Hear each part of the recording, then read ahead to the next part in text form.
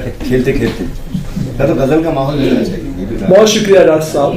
تو شعری نشست شروع کرنے سے پہلے ہم فاضل شفیع بٹ صاحب ہمارے بیچ موجود ہیں.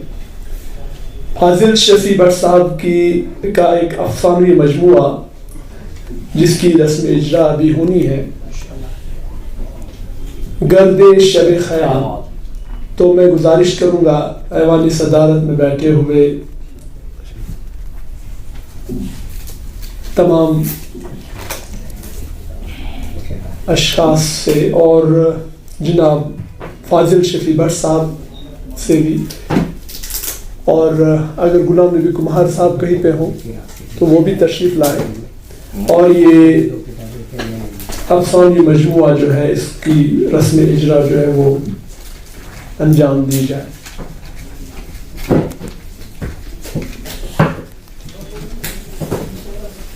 ڈاکٹر صاحب آئیے جناب بٹ صاحب. کچھ نام لکھ دیجیے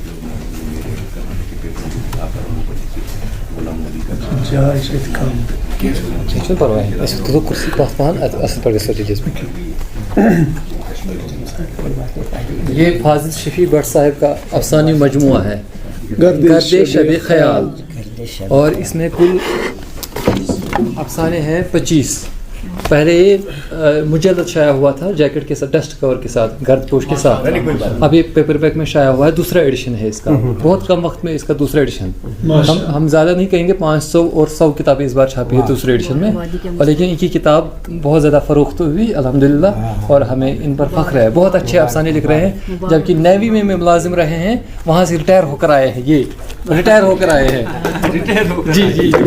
اب یہ دوسرے شعبے میں انہوں نے قدم رکھا ہے. ڈاکٹر صاحب یہ بڑا کنٹریبیوشن. ہاں، کتاب لکھنا کوئی معمولی بات ایسے افراد کی حوصلہ افزائی ہونی چاہیے.